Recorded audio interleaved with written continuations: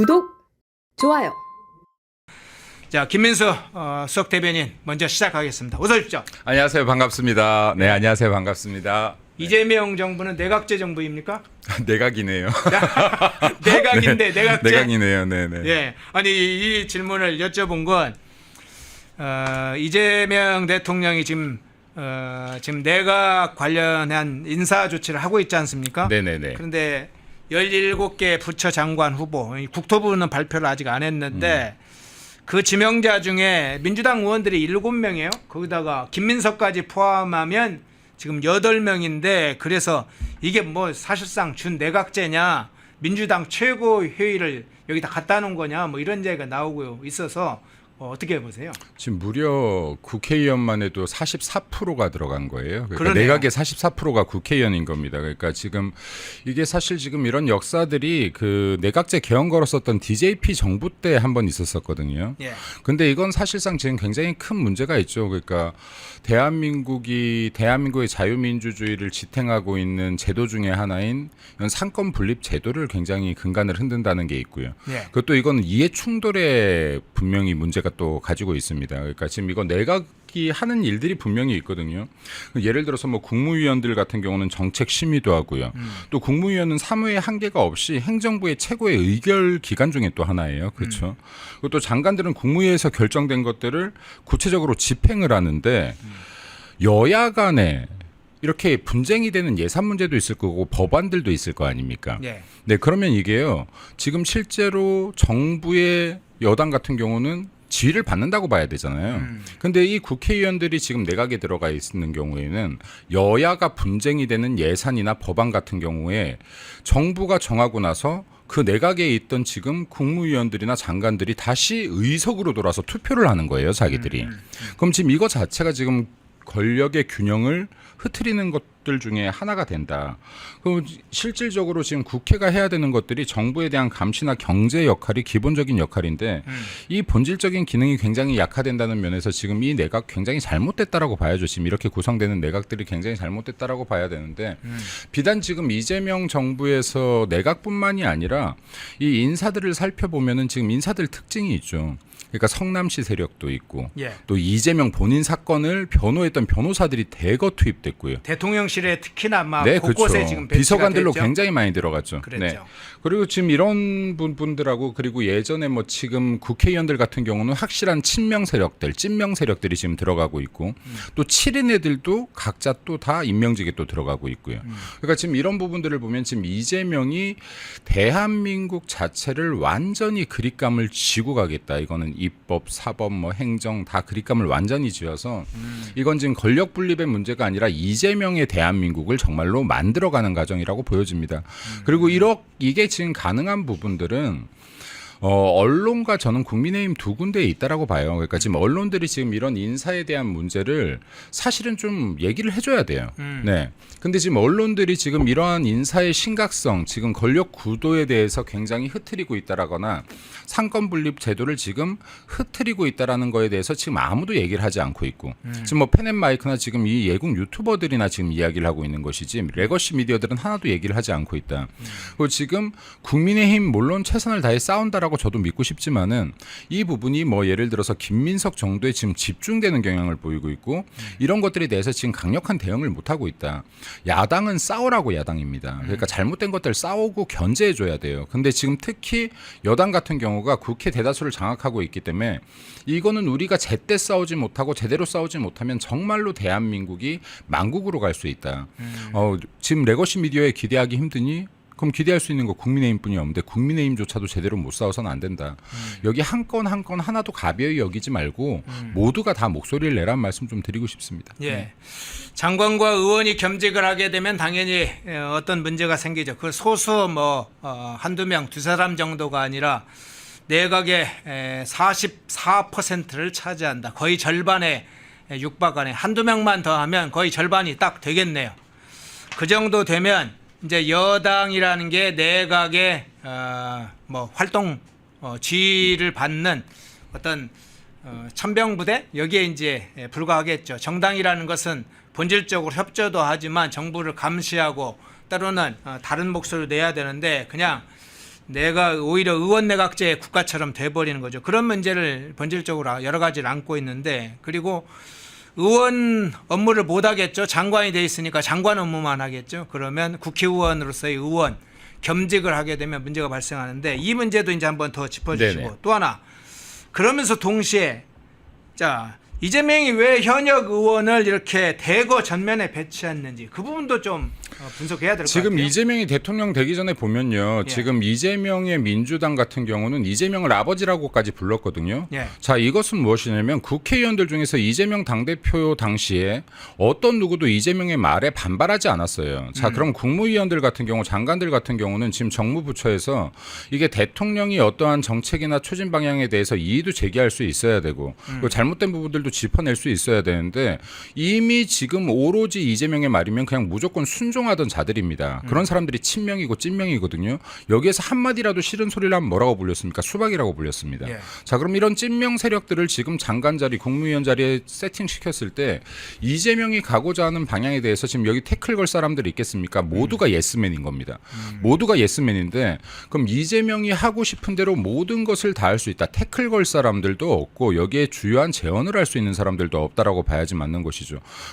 그리고 지금 이들 같은 경우에 실제로 이렇게 되었을 때 행정부와 입법부를 완전히 장악하게 되는 것인데, 이렇다라고 하면 지금 사법부 같은 경우도 우리들이 굉장히 많이 오염되어 있다라고 국민들께서 보시고 있는 거 아닙니까? 예. 그럼 진짜로 대한민국 누누이 우리가 말했지만은 이거는 체제 전쟁이 될 수 있다라는 겁니다. 그러니까 대한민국 체제가 변경될 수 있다라는 것인데, 이게 아직까지 이재명 됐는데도 별 이상 없는데 먹기해봐야 인사 정도 지금 문제가 있는데, 제가 이거 분명히 좀 얘기하고 싶은데, 이재명 취임 100일 후 정도가 되면 분명히 이거는 더 세질 겁니다. 이제 내각 구성이 다 끝나고 100일 정도가 돼서 어느 정도 민심들의 호응을 얻고 나면은 이거는 분명히 정책들이나 이런 것들이 기괴할 정도로 세질 것이다라고 저는 더 봅니다. 그립감이 세지면서 기괴해진다. 네. 그러니까 이게 지금 법안 요소에서 자유민주주의를 훼손시키고 지금 자유민주주의 체제를 무너뜨리는 정책들이 굉장히 많이 나오게 될 것이다. 지금도 이미 그렇지만요. 네. 지금 제가 볼 땐 잽 정도 던져보고 있는 거예요.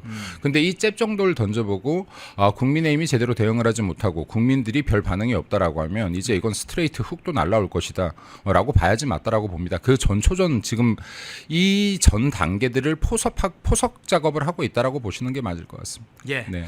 지금 아마 저 사진에 보면 방금 그 사진 한번 계속 띄워주시겠습니까? 자, 쭉 보면 이재명 기준으로 보면 항상 자기 옆에 있던 수석 그렇죠. 최고위원, 멘토, 때로는 친명의 좌장, 핵심적인 친명 인사, 뭐 이런 게 쭉 지금 내각에 다 포진이 맞습니다. 됐네요. 예. 조금 다르다면 전재수는 부산이니까 조금 이제 네. 다른 그건 보이는데, 그렇다 하지만 어쨌든 민주당 의원들이 전면에 배각되는 배치된 장면을 보게 됐네요. 예, 그 면제 이게 내각제 정부입니까? 벌써 의원 내각제 하자는 걸 지금 판가를 들고 있는 거예요. 그런 상황을 한번 보게 되는 거고요. 자, 그 중에 자, 지금 의원들 아니라 하더라도 지금 지명됐던 초대 내각 인사들 중에 문제가 되고 있는 인물들 여러 명이 있습니다만, 두 여성 장관 지명자 후보자 한번 살펴보겠습니다. 자, 정은경 문제 한번 살펴보겠는데요.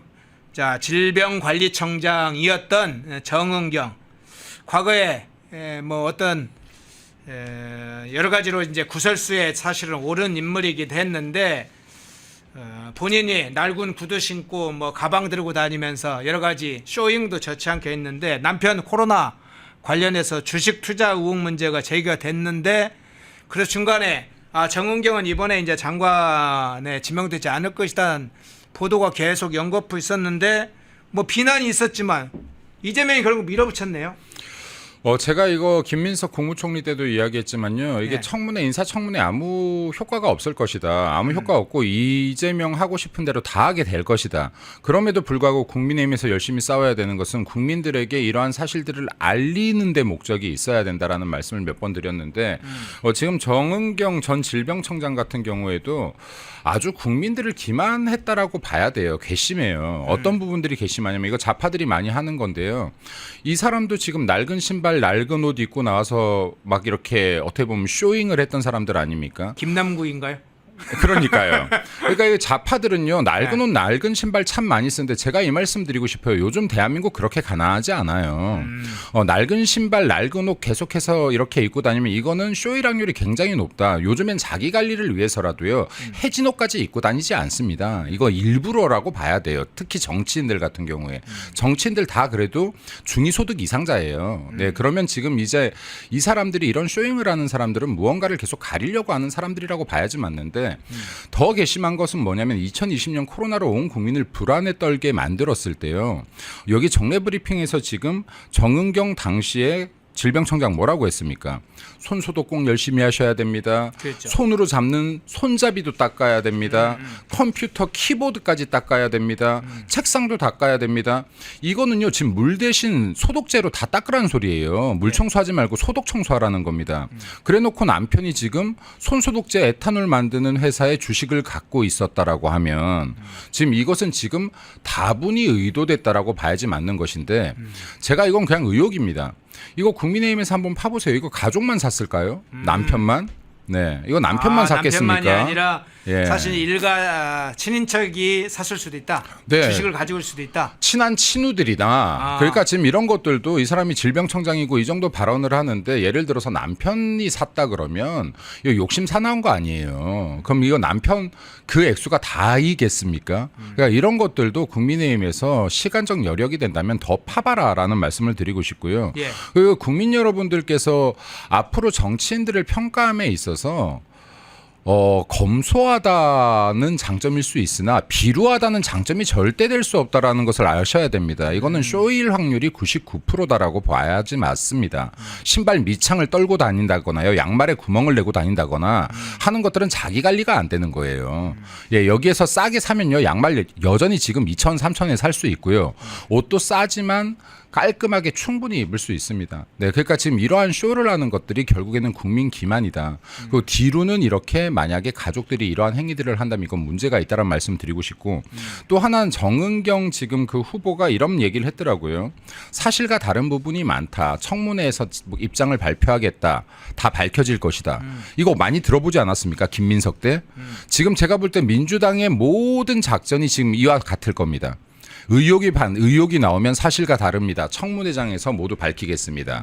국민들께서 이해하실 겁니다. 하고 막상 청문회장에서 제대로 된 대답 하나 없이 뭉개고 가겠다라는 겁니다. 그럼 결국엔 이재명이 지금 인사하고 싶은 대로 결론은 다 하게 될 것이다. 네.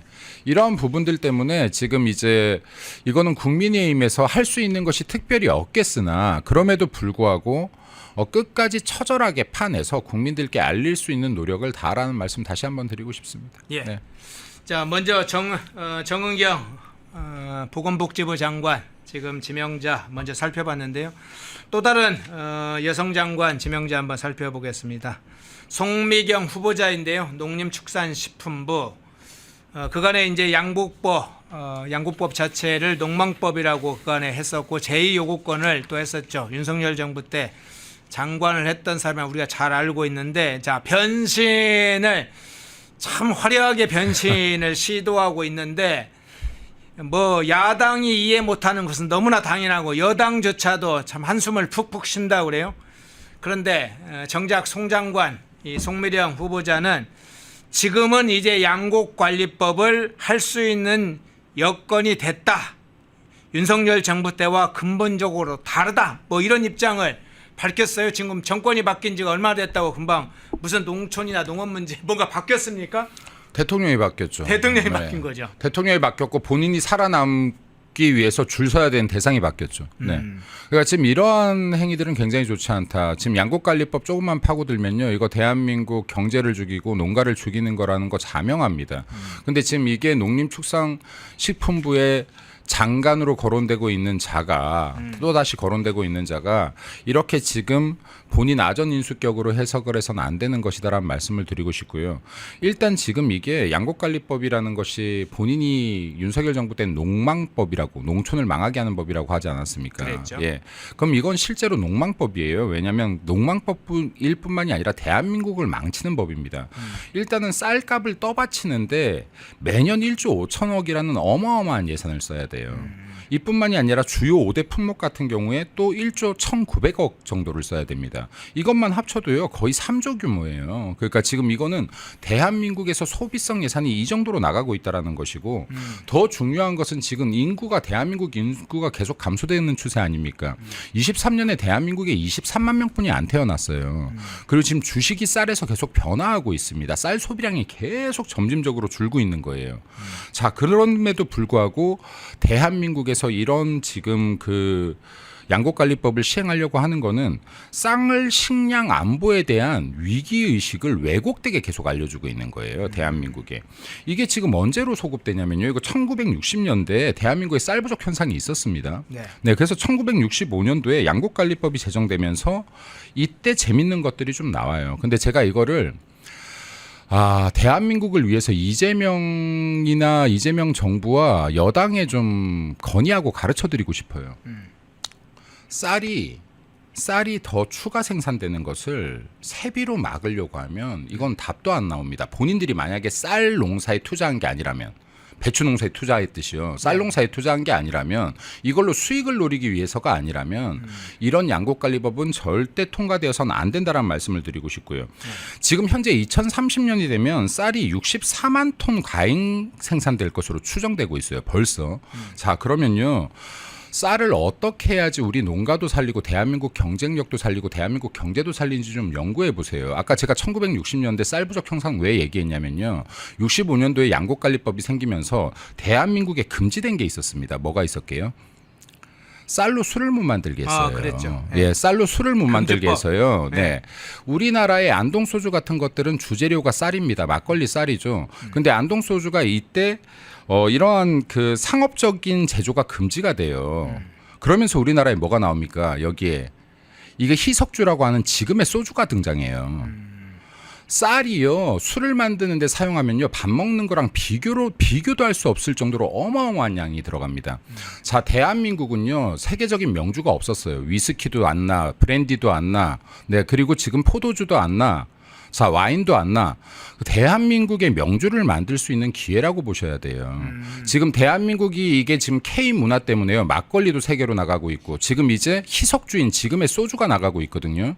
지금 대한민국 원래 전통주 쌀로 만들고 있던 진짜 공유주, 네, 진짜 공유주인 안동소주라든지 막걸리 같은 것들에 대해서 규제를 하세요. 규제를 하라는 게 예를 들어서 품질 규제를 하세요.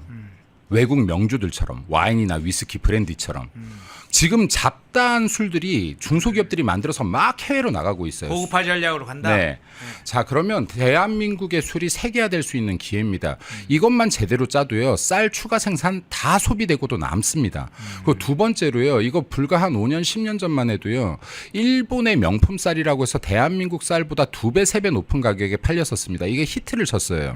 대한민국도 명품 쌀을 만들어서 수출하는 전략을 짜야지 농가가 사는 겁니다. 더 나아가서는 지금 4차 산업혁명 말로만 할 게 아니라요. 여기 스마트팜 등 지금 농경 사회에 있어서도 4차 산업혁명이 접목되는 경우가 굉장히 많아요. 자, 그럼 어떠한 이 농산품들을 우리들이 성장시키고 어떠한 품종 개량들에 우리들이 더 열을 올려야 이 농경 생활을 하고 있는 농부들이 살고 그리고 농촌이 살고 더 나아가 대한민국 경제가 살고 경쟁력이 살 수 있는지를 연구할 시기이다. 이쪽으로 이러한 예산을 쓴다면요. 대한민국이 10년 후 15년 후에 농촌 이 농작물로만으로도 세계 경쟁력을 갖게 될 겁니다. 지금 대한민국에요. 대다수 품종들 수입해와요. 상추 하나 품종도 다 이해와요. 이런 것들 지금 우리나라 다 뺏겼잖아요. 네, 이러한 것들에 투자를 해라. 만약에 진짜로 농민들을 살리기 위해서라면 이렇게 하면은 이재명 정부라도 인정받을 수 있을 것이다라는 말씀도 좀 드리고 싶습니다. 이건 대한민국을 살려야 되니까 이거 말씀드립니다. 대한민국 주류에 대해서 세계화 전략을 펴라. 이거 쌀 소비 금방 한다라는 말씀드립니다. 예, 우리 사회는 이제 농업 사회는 아니요. 지금은 뭐 산업 사회를 넘어서 지금 또 다른 차원의 4차 혁명 시대로 가고 있는 사회죠. 그러나 농업은 또 다른 차원에서 농업이 산업화된다면 또 다른 산업이 되겠죠. 쌀 재배, 이 쌀에 의존해왔던 쌀은 생명이다 뭐 해서 이렇게 오랜 기간 동안에 쌀 재배에 대해서 보조금으로 그걸 유지해왔던 근근히 유지해왔던 그런 역사 이제는 조금씩 개선하고 단절해야죠. 새로운 부분으로 산업화 전략을 써야 되겠습니다. 쌀 재배 사실은 면적도 줄일 필요가 있죠. 새로운 작물들로 또 새로운 산업화로 아까 이제 명주 이야기도 했는데 새로운 이제 상품들을 만들어내야 되죠. 그런 장면들을 좀 살펴봤고요. 마지막 주제 한번 좀 잠깐 살펴볼게요. 자, 채무 문제 한번 국가 채무 문제 잠깐 살펴볼 텐데요. 지금 정부가 2차 추경을 하면서 이 장기 연체 채권 소각 프로그램이라는 걸 했습니다. 일종의 채무 소각을 한 거죠. 부채 탕감.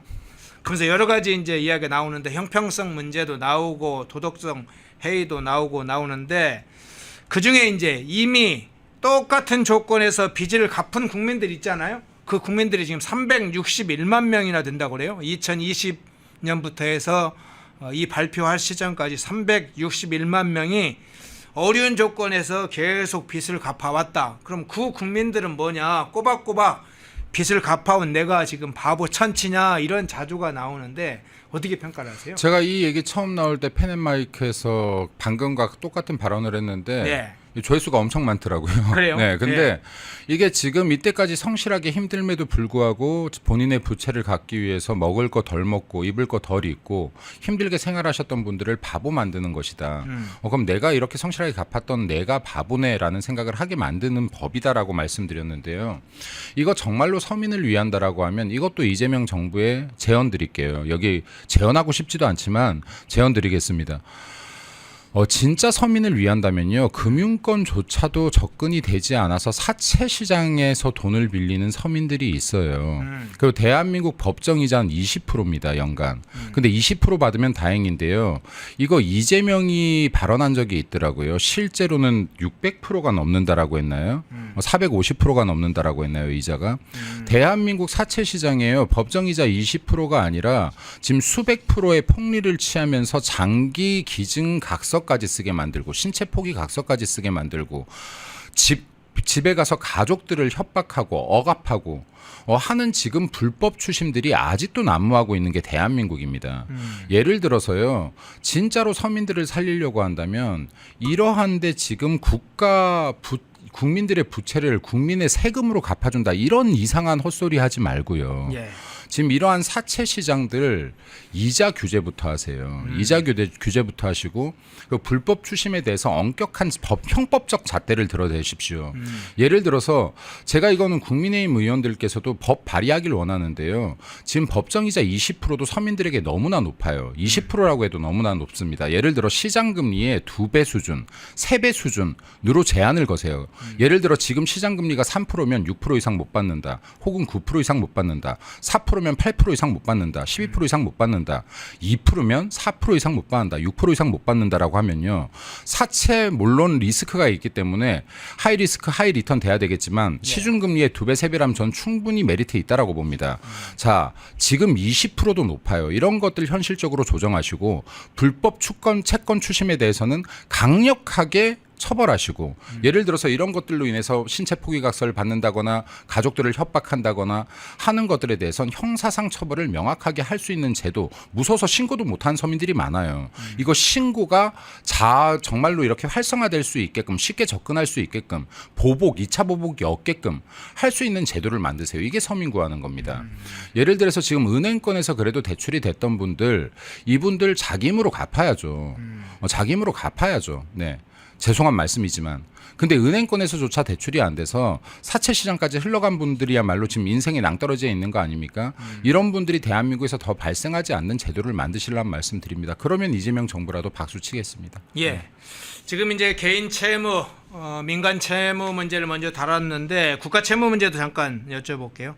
자, 국가 채무가 1,300조가 좀 넘었죠. 1,300조 6천억 정도로 지금 증가를 했는데 그중에 적자성 채무가 약 900조를 돌파를 했다고 지금 나와 있죠. 저 기록에 보니까 923조 5천억 정도가 적자성 채무로 나오고 있는데 이 적자성 채무가 전체 국가 채무 중에 약 70%를 넘는 상황까지 이르렀습니다. 뭐 포괄적으로 이제 국가 채무 문제도까지도 이제 중요한 문제인데 이 악성 표필즘에 따른 이런 국가 채무들이 증가하는 문제가 계속 문제되고 있는데 저 문제를 어떤 식으로 보고 또 어떤 식으로 사실은 조절을 해야 될지 어떻게 보세요? 이거는 제가 볼 때 좌파 정권에선 조절이 안 됩니다. 조절이 안 됩니까? 빚이 계속 냅니다. 갑니까? 지금 이게 사실은 국가 경쟁력 조사가 있었어요. 제가 이거 나온 지 얼마 안 됐는데요. 여기 네. 윤석열 정부가 끝나면서 우리가 순위가 꽤 많이 떨어졌습니다. 상당히 떨어졌는데 이건 이재명 탓은 아니에요. 윤석열 정부에서 떨어진 거니까요. 네. 자, 근데 제가 지금 드리고 싶은 말씀은 뭐냐면 이 순위에서요. 국가 재정 안정성 엄청나게 올랐습니다. 그리고 경제 부분도 엄청나게 올랐어요. 지금 당시에 야당인 민주당이 윤석열 정치 경제 못한다, 윤석열 때문에 경제가 힘들다 막 했는데 실제로 안 그렇다는 거예요. 데이터가. 윤석열 정부에서 경제 점수가 굉장히 올라갔고요. 그리고 국가의 재정 건전성이 굉장히 올라갔습니다. 높은 점수로. 근데 왜 지금 국가 경쟁력 총평이 떨어졌느냐? 이거 지금 민주당이 만들어낸 정치 불안 문제들인 거예요. 그 언론 문제들인 거예요. 경쟁력 항목들이 여러 개가 있을 거 아닙니까? 국민들 몸에 가장 와닿는 경제 문제는 실제로 성적이 올라갔었다라는 말씀을 좀 드리고 싶고요. 그리고 지금 두 번째로 말씀드리고 싶은 게 지금 빚이 1000조 시대에서 이제 1400조 시대로 넘어가려고 하고 있습니다. 지금 여기 적자성 채무만 해도 지금 상당히 오른 상태이고요. 이거 지금 청년들이 갚아야 돼요. 아까도 제가 말씀드렸지만 청년들이 23년도에 23만 명뿐이 안 태어났습니다. 앞으로 더 줄어들 수 있어요. 자, 그러면요. 이게 소수에 태어나고 있는 신생아들이 지금 기득권 세대들의 기존 세대들의 빚을 다 안고 살아야 되는 거예요. 그럼 이거 세금 더 걷어야 되죠. 예. 번 돈을 세금으로 다 내보내는 게 이게 뭡니까? 이게 사회주의예요. 네, 이게 지금 사유재산이 보장되지 않는 것은 더 이상 시장경제 체제가 아닌 것이고 자본주의가 아닌 것이고 민주주의가 아닌 거예요. 이렇게 지금 퍼대 쓰고 있으면요. 나중에 30년 정도 후가 되고 40년 정도 후가 되면요. 자연스럽게 대한민국은 시장경제 체제라고 보기 힘든 국가가 돼 있을 겁니다. 이거 빚 정말로 빠르게 이 재정 건전성 확보해야 됩니다. 맨날 민주당이 이야기하고 있는 우리나라는 40%뿐이 안 돼요. 이거 거짓말이에요. 지금 민주당이 비교하고 있는 미국, 프랑스, 일본 지금 이게 국가 부채가 100%가 넘어 GDP 대비 100% 넘어가고 있는 나라들은 제가 몇 번이나 얘기했지만 기축통화국이다. 비기축통화국 같은 경우들은 지금 국가 부채 비율이 30% 안팎이다. 지금 대한민국은 이미 이 2배에 육박하려고 하고 있는 상황이다. 라는 말씀 드립니다. 그리고 이렇게 돈을 마구잡이로 풀어대면요. 빚끌어서 풀어대면 진짜로 대한민국 미래 망합니다. 대한민국 망하고요. 그리고 지금 이 물가 더 치솟을 겁니다. 아파트도 물가예요. 결국에는. 지금 주택 상승 벌써부터 하는 거 보십시오. 좌파 정권 들어오고 나서.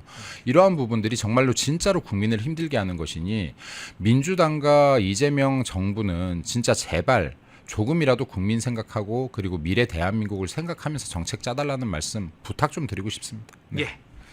국가 채무의 규모도 모르는 네. 사람이 총리가 되는 상황. 국가 부채가 몇 프로입니까? 그러니까 20-30% 되나요? 이러고 있지 않습니까? 이런 사람이 어떻게 국무총리를 합니까? 이거 지금 이런 거 정부 예산도 모르던데요. 이거 직무유기예요. 왜냐하면 국회의원이잖아요. 네. 근데 국회의원이 지금 정부 예산도 몰라, 정부 부채 GDP 대비 부채 비율도 몰라. 이거 직무유기죠 지금.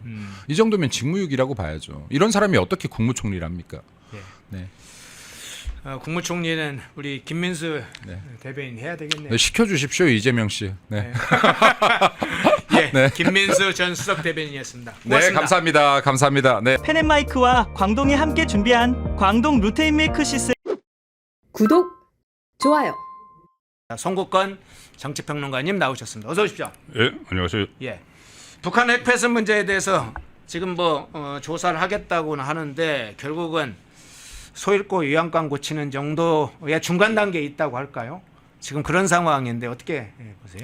그러니까 일단 이 문제는 그 전에 그 이재명 대표 시절에 예. 후쿠시마 그 원전 오염수 처리수 예. 그 처리수 문제를 가지고 그 괴담을 막 퍼뜨리는데 앞장섰지 않습니까? 예. 그 당시에 전국의 해안 도시를 다 돌아다니면서 앞으로 우리 뭐 김밥도 못 먹는다 이런 이야기까지 했어요. 그렇죠. 그리고 우리가 그때 우리 많은 그 수산업 하시는 분들이 많은 그 큰 피해를 입었죠. 큰 피해를 입었는데 아직도 거기에 대한 사과는 한마디도 없습니다. 예. 한마디 없고 또 실제로 그 후쿠시마 그 오염 처리수 문제로 무슨 문제가 생긴 게 없지 않습니까 지금까지. 그런데도 아무런 입장 표명도 없는 그 상황에서 그냥 아니면 말고식으로 지나가 버렸거든요.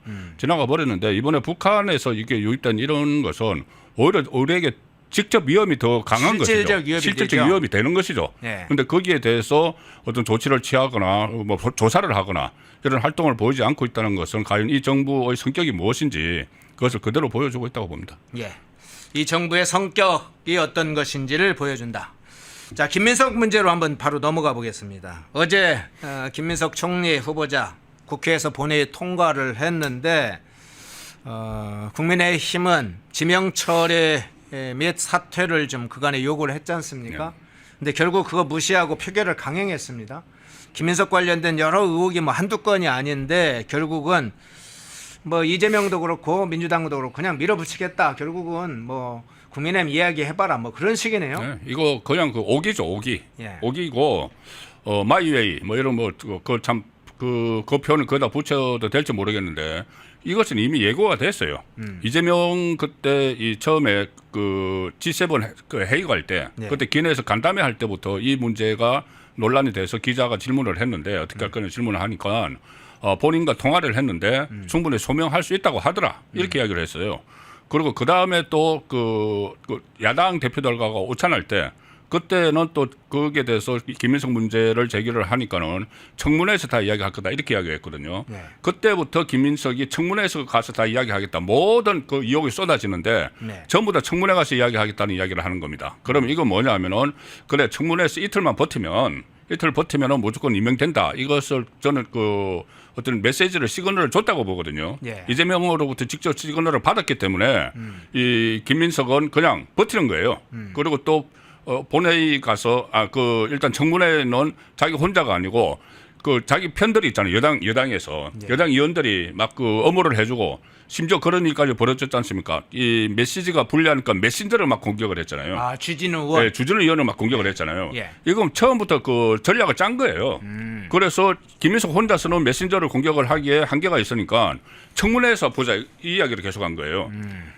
청문회에 가서 이야기하겠다. 청문회에서 밝힐 것이다. 뭐 이재명도 그렇게 이야기하고 그렇게 되니까는 청문회에서 이제 이틀만 버텨라. 그러면 임명시켜 주겠다고 해서 수순대로 딱 임명을 한 거죠. 그런데 이게 뭐를 의미하느냐 하면은 지금부터 17개 부처 장관들 청문회가 있습니다. 청문회가 있고 지금 벌써부터 이진숙 그 교육부 장관 뭐 논문 표절 문제 여러 가지가 막 드러나고 있죠. 네. 그런데 이것들도 아무리 이 야당에서 문제를 제기하고 언론에서 지적을 하고 새로운 것을 들춰내고 하더라도 일단 이번에도 그렇게 이야기하고 있어요. 이진숙도 조금 전에 제가 오면서 들으니까는 청문회 가서 다 설명을 하겠다. 장관들이 지금 전부 다 그렇게 요즘 이야기하고 있어요. 후보자들이 다 그렇게 이야기 다 나오더라고요. 그렇게 이야기를 해요. 의혹이 나오면 네. 청문회에서 답하겠다. 청문회에서 답하겠다. 네. 이것을 지금 김민석이 그 모델을 보여준 겁니다. 청문회에서 답하겠다고 해서 청문회에서는 그 여당 의원들의 업무 사격을 받아가지고 버티는 거죠. 네. 버티고 메신저를 공격을 하고 그래서 이제 그 김민석은 이틀을 버텼지만은 장관들은 하루만 버티면 되거든요. 예. 그래서 지금 그것을 앞으로 계속 이런 식으로 몰고 가겠다는 그 모델을 선보였다고 봅니다. 예. 그런데 이 투표 결과를 보니까요.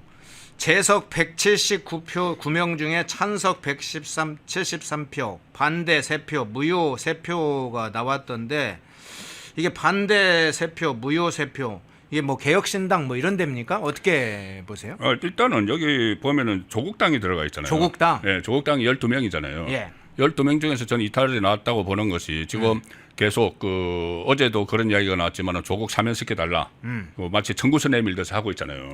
어제 조국당 대표가 그 오찬을 하면서 비교섭단체. 네, 비교섭단체 대표들 오찬을 했잖아요. 네. 어제 거기서도 직접적으로 이야기했는데 거기에 대해서 반응도 안 보였다고 해요. 반응도 안 보였고 이런 문제도 있고 지금 또 검찰 라인, 그러니까 민정 라인 인사에 대해서 법무부 장관을 제외한 다른 민정 라인 인사에 대해서 검찰 인사에 대해서 조국당이 굉장히 반발을 하고 있지 않습니까? 자기들을 수사했던 사람들. 그러니까 이게 참 묘한 것이 이재명을 수사를 했던 사람들은 완전히 배척이 돼요. 전부 다 배제가 되고 있고 조국을 수사했던 사람은 이것을 조국 쪽에 있는 조국당 사람들 수사를 했던 사람들이나 이것을 별로 신경을 안 쓰는 것 같아요. 이재명 그 라인에서. 그렇기 때문에 조국당에서는 지금 부글부글 끓는 측면이 있죠. 그래서 아마 이 6표 정도가 이탈을 했으면은 조국당에서 했을 가능성이 높다. 물론 무기명이니까는 제가 단언을 할 수는 없지만은 합리적으로 그런 추측이 가능한 것이죠. 예. 그런데 제가 앞서 오픈 때 조금 이야기를 드렸는데 이 취임 30일 기자회견하고 이 김민석 후보자 국회 인준 표결 날짜를 같이 잡았어요. 딱 묘하게 3일로. 초기에는 청문회 직후만 하더라도 민주당에서 바로 본회의에 표결 절차를 밟을 것이다 이렇게 여러 이제 분석들이 있었고 민주당 측에서도 빠르게 결정하겠다고 했는데 결국 뒤로 늘려서 3일을 잡고 딱 이 기자회견의 날짜와 맞췄어요. 그래서 상당히 의도성 있는 거 아닌가 이런 생각이 들더라고요. 그 당선된 게 6월 4일이죠. 예. 6월 3일 아니고 6월 4일입니다. 예. 6월 4일인데 어쨌든 이제 3일로 잡았잖아요. 예. 한 달이라고 해서 한 달을 잡았는데 이게 저는 그 지금 말씀하신 대로 그 의심을 할 수밖에 없는 것이 그 김민석에 대해서 여러 가지 의혹들이 쏟아진 게 24일입니다. 예. 6월 24일, 25일 청문회를 했는데 24일 첫날 청문회에서 엄청난 의혹들이 막 쏟아졌어요. 예. 방어하기가 어려울 정도로 쏟아졌으니까 그날 밤에 한 게 뭐냐면은 특검이 윤석열 전 대통령 체포영장을 청구를 했습니다. 딱 그날 밤에. 그래서 그 다음 날 아침 신문이 이 윤석열 영장 청구 이게 더 큰 이슈가 돼버린 거예요. 예. 그리고 25일 날 그 다음 날 또 인사청문회가 예정이 돼 있는데 그래서 일종의 이제 물타기 이슈 가지고 이슈를 덮기를 시도를 했다고 저는 보거든요. 내란 특검하고 이렇게 서로 보조를 맞춰가지고. 근데 이것도 지금 마찬가지죠. 이 시점이 6월 3일로 잡힌 것도 결국은 이 김민석 이슈를 좀 가리기 위한 그런 측면이 있는데 저는 도무지 이해가 안 되는 것이 어제 그 기자회견을 하는데 이 질문이 하나도 안 나왔어요. 김민석에 대해서 임명을 강행을 할 거냐. 이 질문이 하나도 안 나왔습니다. 저는 저도 청와대 출입 기자 오래 하면서 이 많이 그 뭐 신년 기자회견도 질문도 해보고 했는데 어떻게 이 질문이 안 나올까? 이것뿐이 아닙니다. 재판 중단에 대한 질문도 하나도 안 나왔어요. 그리고 이재명의 변호사들이 지금 곳곳에 막 그 포진을 하고 있는데 심지어 국정원 기조실장까지 막 하고 해서 이게 도대체 무슨 성격이냐 국민들이 궁금해하는데 그 문제 하나도 안 나왔어요. 특검 수사 문제 하나도 질문 안 나왔습니다. 그래서 내가 어제 제가 이걸 보면서 이게 무슨 그 기자회견이냐 첫 기자회견이냐 이런 느낌이 들 정도였는데 어쨌든 김민석 문제가 어제 나오지 않았다는 것은 참 희한하죠. 제가 그 이유를 설명을 하자면 좀 한참 시간이 걸리는데 어쨌든 어제 핵심은 그겁니다. 무슨 짜고 치지 않는다. 그래서 약속 대례는 아니다. 이걸 보여주기 위해서 추첨을 하고 막 이랬잖아요. 그랬죠. 추첨을 하고 저는 이게 그렇게 되면은 제가 경험에 의하면은 저도 청와대 출입기자 하면서 질문하고 그때 우리 조율하고 경험에 의하면은 그렇게 하면 제대로 된 질문 안 나옵니다. 큰 틀에서는 조율이 있어야 돼요. 기자들끼리는 조율을 해야 돼요. 최소한. 왜냐하면 기자들끼리 조율을 해서 이것을 대통령실에 조율하고 이것은 안 되지만은 기자들끼리는 지금 그러면 한 달째 맞아서 가장 큰 이슈가 뭐냐. 이슈가 그러면은 예를 들어서 재판 중단 문제다. 그거 반드시 질문을 해야 된다. 그걸 몇 가지를 꼽아야 돼요. 그리고 변호사들 막 꽂아 묻는 문제하고 몇 가지를 꼽아서 같이 의견을 모아서 이걸 가지고 역할 분담을 해야 돼요. 역할 분담을 해서 질의를 해야지 국민이 알고 싶은 것을 알게 되는 거지. 알고 싶은 데 대한 답변을 듣게 되는 거지. 어제처럼 추첨하면서 꺼내서 하면은 누가 될지 몰라요. 그러니까 어제 질문을 내용을 보면은 물론 지방 기자들이 3명이 이게 추첨이 됐잖아요.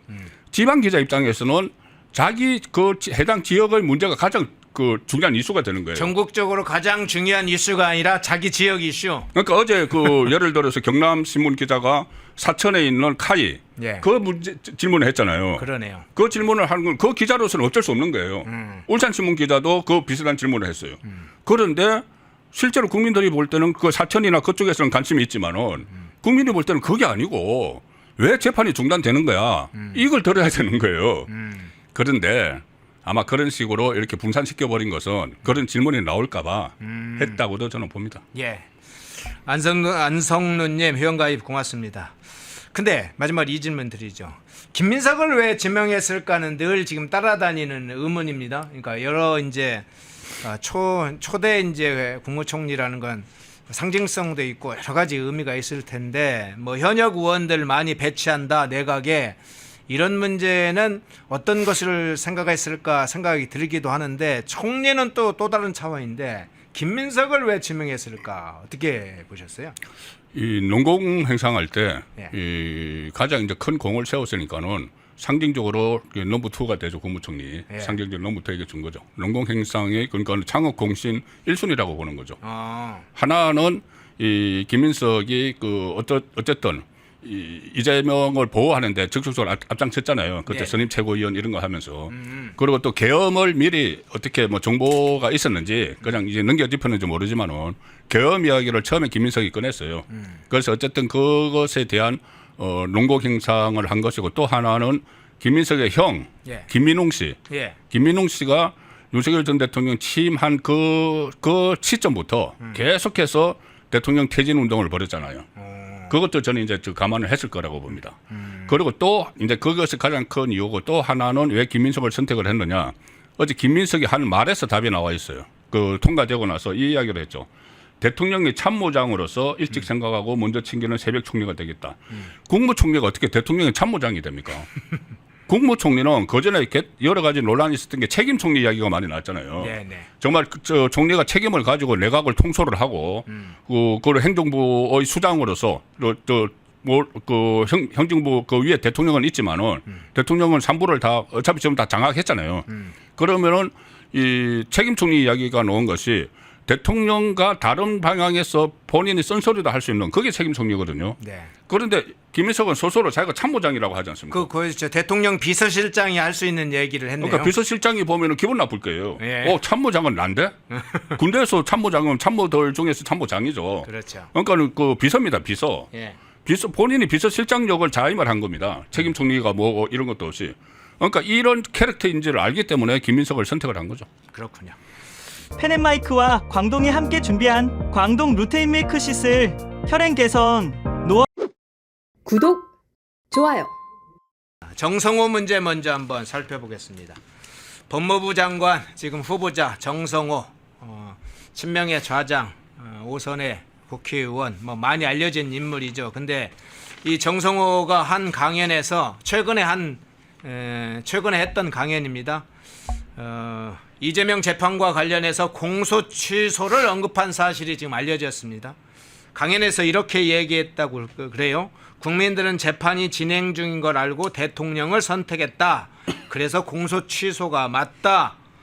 이렇게 주장을 했고 이 강연 이후에 이 발언 이후에 사흘 후에 지금 법무부 장관 후보자로 지명이 됐는데 이 정성호 하면 뭐 스스로도 이 얘기했습니다만 아무리 위험한 상황이 와도 이재명 시키는 두 사람이 있다. 나와 김영진이 있다. 뭐 이런 얘기도 한 바도 있는데 이 공소 취소 발언 어떻게 해석을 하세요? 일단 전제가 잘못됐습니다. 예. 전제가 국민들은 재판이 진행 중인 걸로 알고 대통령을 선택했기 때문에 공소 취소를 해야 된다. 자, 국민들이 재판이 진행 중인 걸 알고 대통령을 선택했다. 이건 아주 잘못된 전제예요. 예. 왜냐하면은 그때 그 기억을 하시겠지만은 그 출구 조사를 언론사에서 방송사에서 하면서 네.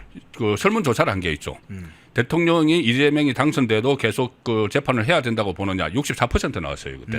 그거 기억하시죠? 네네. 64%의 국민은 재판과 별개로 투표한 거예요. 그럼 64% 본인이 49% 받았는데 64%는 그래도 재판이 진행돼야 된다고 이야기를 했습니다.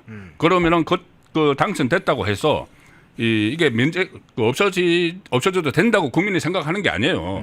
당선되더라도 재판해야 된다가 64%나 되는 거예요. 그러니까 이 말 자체가 성립이 안 되죠. 국민들이 재판이 진행 중인 걸 알고 대통령을 선택했다. 이 말이 선택이 안 맞고 공소 취소가 뭐냐고 하면 가장 이제 쉽게 좀 기억을 하시면은 그때 한동훈 그 대표 시절에 그때 그 비대위원장 시절이죠. 법무부 장관 시절에 나경원 의원하고 서로 그때 있었던 일 가지고 한번 다툰 적이 있잖아요. 네네. 그때 나경원 의원이 있는 패스트트랙 그 재판을 받고 있는데 그거를 공소 취소를 시켜달라고 나에게 부탁하지 않았냐 해서 이제 공소 취소가 거기서 나왔어요.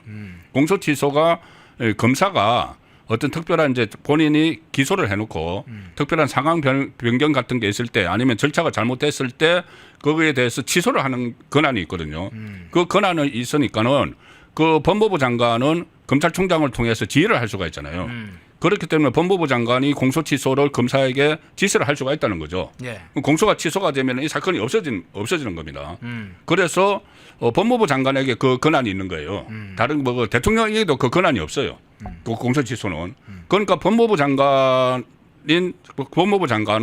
정성호를 시켜서 정성호가 그를 자기가 자임을 한 거죠. 그 사흘 전에 그 서울대 정치학과 뭐 동문회 그 포럼에 가가지고 이 공소 취소를 해야 된다고 이야기한 것은 이재명에게 보낸 메시지예요. 아, 그렇군요. 예, 메시지입니다. 그거 제가 정성호가 하겠습니다. 미리 공약을 한 셈이네요. 그렇죠. 예, 그거 제가 하겠습니다.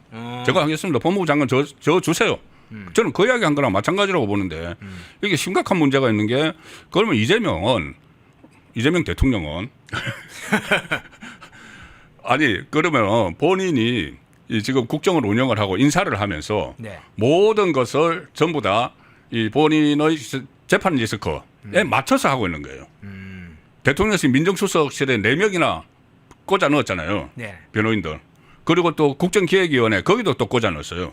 그리고 국정원에도 꽂아 넣었죠. 법무부 장관도 결국은 자기 이 사법 리스크를 해소를 시켜줄 수 있는 인물을 선택을 했다. 그렇게밖에 볼 수가 없는 거죠. 그런데 이게 공소 취소는 이야기는 어쨌든 정성호 후보자가 이 얘기를 했는데 이게 공소 취소가 될 수 있나요? 요건이 있을까입니까? 요건이 있더라고요. 제가 찾아봤습니다. 네. 그 형사소송법 255조에 있는데 네. 검사가 1심 판결 선고 전까지 네. 일단 제기한 공소를 철회하는 것이 공소 취소인데 그 이유 사유가 있어야 되겠죠. 네. 기소 과정에서의 절차적 흠결이 있을 때, 절차적 흠결. 절차적 흠결이 있었을 때. 예. 근데 이거 뭐 절차적 흠결이 없잖아요. 그리고 그러면 5개 전부 다 절차적 흠결이 있었나요? 그러니까는 일단 이게 그 나중에 만약에 이것을 시도를 하면은 공소 취소를 하면은 엄청난 또 이 논란이 생길 수밖에 없고 지금 말씀드린 대로 공소 취소는 1심 판결 선고 전까지입니다. 그럼 5개 중에서 3개는 할 수가 있어요. 막 억지로 해가지고. 그런데 2개 위정교사가 2심가 있죠. 그다음에 대법원에서 유죄 취지 파기 환송된 이 선거법 위반 사건 이건 못해요. 그 2개는 못합니다. 그렇기 때문에 이게 만약에 이것을 추진을 한다고 하면은 엄청난 역풍이 지금 불가피한 상황이죠. 예. 결국은 이제 정성호가 말하고 싶은 건 이런 거겠죠. 속으로는 이재명이 범죄를 저질리긴 했지만 어쨌든 선거에서 이겼으니까 그걸 죄가 사실은 없는 식으로 다 정리를 하자. 이거 대통령 임기 끝나거나 아니면 지금 아직 최종적으로 재판 중지를 안 한 건이 남아 있으니까 그걸 다 지금 완벽하게 해결하기 위해서 공소취하가 해법이다 이렇게 보는 건데 그러면 결국은 범죄 저질러도 그냥 범죄 저질러서 재판 중이어도 선거에서 승리하면 다 법적인 조치들은 다 무력화되는 거다. 이걸 사실은 법무부 장관 후보자가 이야기하는 꼴이 됐네요. 이게 저는 그 비슷한 시스템에 나온 게 그 이재명 이야기한 그거 선출직 이야기죠. 선출직. 예. 선출직을 존중해야 된다. 임명직은 선출직을 존중을 해야 된다. 이 이야기를 계속 했잖아요. 그렇죠. 하면서 그래서 선출직 이제 존중해야 된다는 게 결국은 국무위원들 윤석열 전 대통령이 임명한 국무위원들에게 대해서 급박을 한 거예요.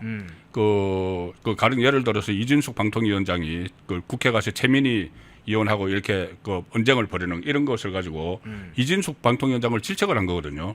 선출직이 최우선이다 임명직보다. 그런데 그러면은 김민석은 임명직이잖아요. 총리는 선출직인 국회의원들이 그렇게 문제를 제기하는데도 그걸 전부 다 좀 무시해버렸잖아요. 선출직을. 아 그러면 이재명이 말한 선출된 권력이라는 건 민주당이나 조국당이나 그렇죠. 이런 사람들만 자기들만 선출된 그 사람들만 그렇게 되는 선출직이라고 거예요. 보는 건가요? 그러니까 우리가 선출됐기 때문에 지금 이재명 대통령으로 선출이 됐기 때문에 네. 우리가 하는 것은 무조건 이 국민 뜻이야 이렇게 되는 거거든요. 국민 뜻이야 하는데 제가 조금 전에 말씀드린 대로 그것과 재판 진행과 이것은 지금 별개로 봐야 되는 그런 그 문제가 있는 것이죠. 예.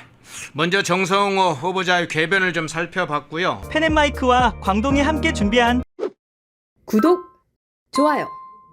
좀 시청하시면서 좋아요 꼭 눌러주시면 좋겠습니다. 자, 이진숙 후보자 문제 잠깐 좀 한번 살펴볼게요. 제자 논문 한 10여 개 표절 의혹이 지금 발생했네요. 네. 김민석 후보자 논문 표절 41% 표절 이 문제도 충격이었는데 뭐 김건희 여사 관련한 논문 표적을 해서 지금 학위까지 다 박탈되는 상황인데 김민석은 아직 멀쩡합니다. 41% 표절인데도 김건희 여사 20% 정도 표절이어서 학위도 지금 날아간 상황인데 그런데 이 이진숙 교육부 장관이면서 부총리 겸하고 있는데 야 제자 논문을 10개 10여 개 정도 표절 의혹에 달했다. 이 사안 지금 어떤 내용입니까? 아니 뭐 사실 윗물이 맑아야 아랫물이 맑다고 생각을 하는데 우리나라는 2025년 이재명이라는 사람이 대통령이 되면서 모든 도덕적 기준 법적 자태가 무너졌습니다. 그래서 이재명 입장에서는 나보다 능력 있고 나보다 뭔가 도덕적으로 우월한 사람 그런 사람을 하면 본인이 비교될 거잖아요. 그렇기 때문에 이런 게 큰 의미가 없는 거예요. 지금 힘으로써 그냥 우격다짐으로 가는 겁니다. 저는 언론이 잘못하고 있다는 게 뭐냐면 잘 보십시오. 국민의힘이 부족한 게 있어요. 하지만 요번에 김민석 후보자의 여러 가지 문제점이 드러나는 데 있어서 주진우 의원하고 김희정 의원 등이 잘 못했습니까? 다 알게 됐잖아요. 논문 표절도 41% 나왔잖아요.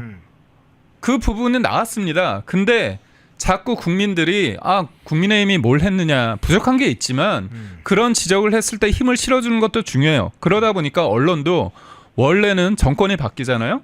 인사 관련해서 TF를 꾸립니다. 그래서 한 명 한 명 조져요. 그런데 언론사들도 그러지 않아요. 열심히 안 합니다. 그러니까 전반적으로 패배주의적 어떤 분위기 속에서 그러면 안 되는 거예요. 할 역할을 해야 되는 겁니다. 그런 관점에서 해야 되는데 김민석 후보자 41% 표절 의혹 나왔는데 어떻습니까? 부끄러워합니까? 그러지 않 넘어가잖아요. 뭉개고. 심지어 자기가 아들한테 아빠 찬스로 쓰게 해가지고 그 법안 관련돼서 법안이 발의됐는데 그게 뭡니까? 표절 관련해서 예방하기 위해서 교육을 하자는 그런 법이잖아요. 저는 아들이 아빠를 먹였다고 생각하는데 그만큼 이런 표절에 대해서 문제의 심각성을 못 느끼고 있어요. 그런데 다른 사람도 아니고 교육부 총리, 교육부 장관이면서 교육부 장관, 부총리 이런 사람이 사실상 논문을 표절하고 있다. 근데 저는 너무 좀 황당한 게 뭐냐면요. 예를 들어서 그 제자 권모 씨의 학위 논문 제목이 뭐냐면 UGR의 보정 및 불쾌 글레어의 주관 평가에 관한 연구. 참 어렵습니다. 예, 지금 화면상에 보이시지만 저도 이게 전문적인 용어라 저도 잘 모르겠어요. 근데 이진숙 후보자가 그 밑에 보시면 똑같아요. 그런데 제목이 하나만 바뀝니다. 주관 평가를 위한 실험적 연구. 실험적만 들어가요. 실험적만. 장난칩니까? 아니 저는 진짜 이거 표절은 뭡니까? 표절. 절도예요, 절도. 사람들의 마음과 사람들의 생각을 훔치는 거고 사람들의 그 정리한 그 학업적 성과를 훔치는 겁니다. 이거는 교수들 사이에서는 진짜 악행 중에 악행이거든요. 그런데 비슷한 시기에 석박사 학위 논문 자기 제자들 학위 논문들을 비슷한 시기나 길게는 1년 뒤에 학술지에 발표를 해요. 근데 제목도 저렇게 유사하잖아요. 그리고 또 이분이 좀 악질인 게 당혹스러운 게 뭐냐면 기본적으로 이런 걸 했을 때 1저자가 있지 않습니까? 그렇죠. 저자가 본인이라는 거예요. 본인이 제자들의 논문을 베끼면서 1저자를 본인으로 한다는 게 진짜 황당하지 않습니까? 이런 사람이 무슨 교육부 장관, 우리 아이들의 미래, 교육을 책임지는 그런 수장이 될 수 있습니까? 그리고 또 뭐냐? 아예 제자 논문을 언급을 안 한대요. 인용도 안 한대요. 어디에서 뭔가 했다고 하면 생각을 훔쳤는데 최소한의 각주 표시나 인용 표시도 안 한다는 거예요. 그러니까 저는 이런 사람이 제자 논문 10여 개 표절 의혹을 받고 있는데 이 사람은 제가 볼 땐 무조건 지금 사퇴를 해야 됩니다. 사퇴할 사람이 많은데 이 사람은 빼박이에요. 사퇴를 해야 되고 저는 대통령이 이거에 대해서 사과를 해야 된다고 봅니다. 바로 봐야 돼. 그러니까 이게 다른 것도 아니고 논문 표절 관련해 가지고 교육부 장관이 낭만 사례는 언제도 있었냐면 노무현 정부 당시에 김병준 교육부총리가 논문 표절 의혹이 제기됐어요. 그래서 13일 만에 물러났습니다. 그리고 또 박근혜 정부 때 김명수 교육부 장관 후보자는 제자가 쓴 학위 논문을 그대로 좀 요약했다는 거예요. 그렇다면 이런 앞서 언급된 두 분보다도 악질, 더하면 더했지 문제가 심각한 사람이다. 이렇게 보는 겁니다. 근데 저는 이분의 논문도 논문이지만 이분이 주장했던 게 뭡니까? 서울대를 대한민국에 서울대 같은 국립대를 10개 만들자는 거잖아요. 아, 야, 이게 진짜 말입니까? 막걸리입니까? 말장난이잖아요. 1년에 3조 원이 들거든요. 연 3조 원? 그거 누구 돈으로 하죠? 누구 돈으로 하죠? 김민석 후보자가 여튼 버는 거보다 더 쓰니까 김민석 후보자가 그거 잘 돈을 만들어내나요? 국가 예산도 얼마인지 모르고 GDP 대비 우리나라가 국가 채무가 어느 정도인지도 모르는 사람들이 모여서 뭘 얘기하는지 모르겠고 저는 무엇보다도 국립대가 정상적으로 진짜 경쟁력을 가질 수 있도록 뭔가 혁신을 하고 그런 어떤 경쟁을 할 수 있는 토대를 만들어준 다음에 해야 되는데 국립대가 가지는 국립대, 군공립대, 국공립대 그리고 또 사립대가 전국적으로 한 180여 개가 되거든요. 네. 그렇다면 왜 국립대만 돈을 연 3억씩 해서 됩니까? 역차별이 있을 수밖에 없고 무엇보다도 돈으로 해결할 수 있다는 이런 인식 자체가 너무나 좀 전 천민적인 사고다 이런 생각을 합니다. 예. 언젠가는 슬기로울 전공의 생활 혹시 봤습니까? 저는 보지 못했습니다. 보지 못했습니까? 거기에 보면 아마 네. 보신 시청자분들도 계실 텐데 슬기로운 의사 생활이 있고 그 후에 슬기로운 전공의 생활이라 전공의 생활이라고 또 나왔죠. 시즌 2 형식으로 나왔는데 거기에 남자 의사 중에 이제 정준원이라고 있고 네. 레지던트의 고윤정이가 나오는데 그 정준원이 논문을 써요. 네. 그런데 이렇게 자기 선배 교수 의사가 지금 이제 논문 이 표절과 똑같이 본인은 하나도 논문에 사실상 기여를 안 하고 정준원이 쓴 것이 오니까 그걸 자기가 제1 저자로 바꿔버립니다. 슬기롭네요. 그런데 지금 그 상황 슬기로운 전공의 생활 본 분들은 엄청 그래서 그 장면 보면서 웃고 분노하고 그러기도 하고 고윤정이 왜 따지지 않냐고 막 그런 장면도 나오는데 지금 이준숙이라는 사람이 제자 논문 한 10개 정도를 복사 붙여쓰기를 반복해서 쓰고 제1저자로 자기 이름을 올리고 이 실제로 그걸 했던 제자들은 그냥 단순 저자로 만든다. 사실은 교신 저자로 올려야 될 당사자가 제1저자로 올린다. 참 그런 심각한 상황인데 이제 이 문제 지금 네. 아까 마지막에 서울대 뭐 10개 만들기 이야기를 했잖아요. 지금 한국의 대학들 순위가 계속 떨어진다고 하지 않습니까? 네, 서울대도 마찬가지. 맞습니다. 국내에서 서울대가 뭐 제일 앞에 서 있다고는 하지만 그 떨어지는 이유 중에 교육 경쟁력 여러 가지 이유 중에 하나가 지금 연구 논문이라는 거 아니에요. 특히나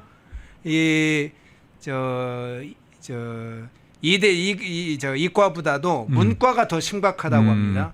그런데 이 교육부 장관이 이렇게 논문 표절이나 했었고 복사 붙여쓰기 실력이 달인인 사람이 오면 세계 경쟁력 있는 대학을 만들기는커녕 엄청 후퇴할 것 같은데요. 제가 볼 때 교육부 수장이 이런 사람이 오면 네. 우리나라 그 대학별 평가를 외국에서 할 때 어떻게 하겠습니까? 기본이 마이너스 한 20 깔고 가는 거 아닌가요? 저 국가의 교육부 수장은 네. 논문 표절로 그럼요. 장관된 사람이다 뭐 이런 거죠. 하긴 뭐 근데 세트로 네. 어떻게 됩니까? 논문 표절을 누가 또 했습니까? 김민석 후보자 했죠. 총리. 그러네요. 근데 대통령도 논문 표절했잖아요. 야, 세트입니다. 그래서 줄줄이네. 이재명 대통령께서는 제가 뭐 대통령이다 이렇게 얘기를 하니까 존칭이 좀 과하다고 하는데 제 말투를 잘 보십시오. 제가 존중의 표현인지. 네, 근데 뭐 써도 되고 안 됐어요. 저는 대통령이나 네. 누구한테 예를 들자면 그 무슨 장관 후보자나 네. 뭐 의원이나 당 대표나 이런 건 직책이기 때문에 그럼요. 예, 특별한 의미는 없다고. 그 근데 뒤에 저는 님자를 붙이는 것도 아니고. 그럼요. 예. 그래서 대통령인데 네. 이재명 대통령께서 예전에 가천대 논문 표절됐을 때 어떻게 했습니까? 그거 뭐 별거 아니니까 다시 뭐 취하하지 뭐 갖다 주지 그런 식으로 가천대 비하 발언도 했거든요. 네. 사실상. 그래서 대통령을 정점으로 논문 표절. 그다음에 또 김민석 총리 논문 표절. 또 여기에서 교육부 수장이라는 사람이 10개 논문 표절. 이거 보니까 제가 볼 때는 표절 왕국이네. 표절 왕국. 표절 왕국. 이재명 정권은 표절 왕국이다. 네. 저 제1 수장인 대통령부터 지금 총리, 교육부 장관까지 뭐 그 사람만 있겠습니까마는 그렇습니다. 마지막 한 장면 좀 살펴볼게요. 구세청장 후보자 차장하다가 그만두고 뭐 세무법인을 해가지고 매출을 많이 올렸다 이 얘기도 네. 나오는데 이 문제도 잠깐 소개를 해주시고요. 제가 이 질문을 좀 드리겠습니다. 마지막 질문이 될 것 같은데 현역 의원이 이 국세청장이 됐어요. 네.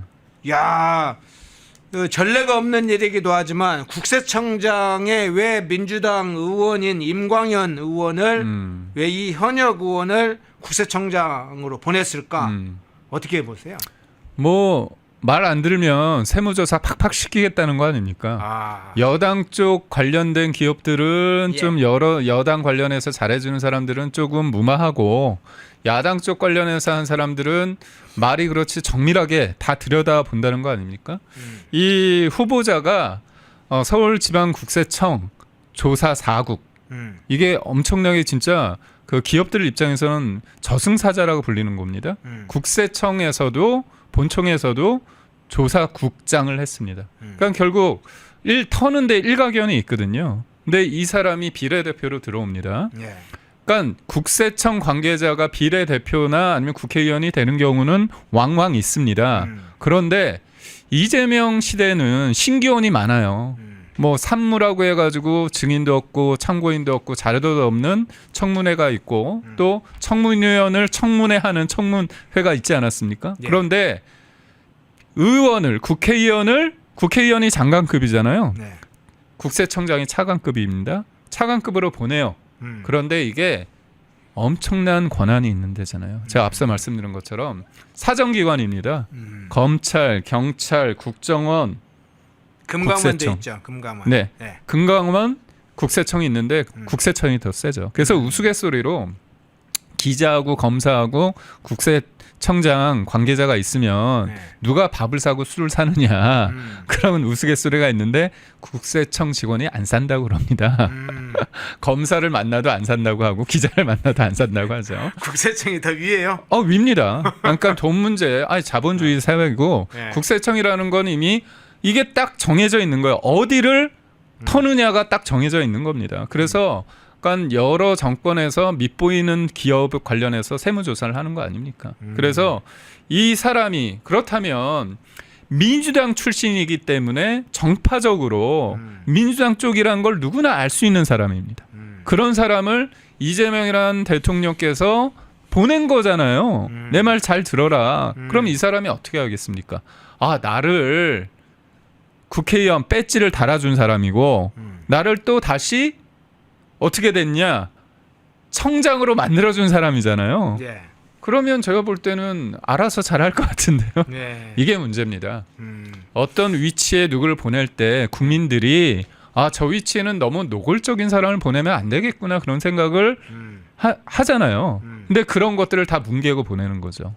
근데 그 얘기는 시그널은 이렇군요. 그럼 앞서 네. 이제 털을 곳이 어디인지하고 네. 덮을 곳이 어디인지를 그 인물을 줬다고 봐야 되겠네요. 그럼요. 네. 그렇기 때문에 정파적인 인물을 노골적으로 보냈다. 그리고 이게 뭡니까? 결국은 그거를 지켜보고 저 같은 사람은 비판하고 뭐라고 문제 제기하지만 기업들은 어떻게 알겠어요? 알아서 해야겠구나. 그렇죠. 우리 세무조사 탈탈 털리면 그렇죠. 예. 그 전에 우리가 협조해야겠구나. 알아서 기부금이나 그런 거 잘해야겠구나. 이재명 대통령께서 권력은 어떻게 행사해야 된다고 얘기했습니까? 잔인하게 행사해야 된다. 그리고 정치보복은 왜 앞에서 하느냐 뒤에서 몰래 해야 하는 거지. 그 권력 행사에 대한 것들을 본인들이 뱉어놓은 말이 너무 많아요. 그래서 지금 지고지순하게 통합을 얘기하고 협치를 얘기한다고 하더라도 네. 지금은 지지율을 유지하기 위해서 해야 되는 그런 상황인 겁니다. 그래서 근데 이번에 우리가 조금 지금 이건 다른 문제긴 하지만 국정원 2인자 넘버 2를 누굴 보냈습니까? 자기 국정원의 김희수 기조실장. 보냈죠. 예, 근데 예. 그 사람이 누굽니까? 예. 자기 변호인을 보냈습니다. 그래서 이재명이라는 사람은 자기 변호인을 공천을 해서 배지도 달아주고 대통령실 정무수석 밑에 실세라고 할 수 있는 정무비서관 민정비서관 그리고 법무비서관 공직기관 비서관 그런 사람을 쓰고 또 국정원에 자기 대북송금 관련해서 재판을 받고 있는 중인데 재판은 중지시켰지만 예. 그 사람들을 시켜가지고 정보를 쫙 스크린하게 하는 거죠. 그러니까 결국은 이재명이라는 사람이 모두의 대통령 그리고 평범한 시민의 나라를 만들겠다고 하지만 국가를 운영하는 데 있어서 예산, 돈 문제 그리고 또 하나가 인사라고 했을 때 이 모든 것들을 본인의 지지율과 본인의 어떤 사법 리스크를 방어하기 위한 하나의 놀이개 정도로 쓰고 있다 이렇게 볼 수밖에 없습니다. 알겠습니다. 예, 3부 김기영 대변인이었습니다. 고맙습니다. 고맙습니다. 예. 펜앤마이크와 광동이 함께 준비한 광동 루테인 밀크 시슬 혈행 개선, 노화로 인한 눈 건강, 간 건강. 펜앤마이크 TV 단독 할인 2개월분 한 박스에 3만원, 6개월분 세 박스에 84,000원. 펜앤마이크 구독자 전용 댓글 상단 할인 링크에서 구매 가능합니다. 전화 문의는 1661-6915, 전화 문의는 1661-6915. 펜앤마이크와 광동이 함께 준비한 광동 면역보감 데일리 스틱 2024년 건강기능식품 대상 높은 흡수율, 휴대와 섭취가 간편한 스틱형 펜앤마이크 TV 단독 할인 1개월분 한 박스에 33,000원, 3개월분 세 박스에 9만원. 펜앤마이크 구독자 전용 댓글 상단 할인 링크에서 구매 가능합니다. 전화 문의는 2661-6915, 전화 문의는 2661-6915.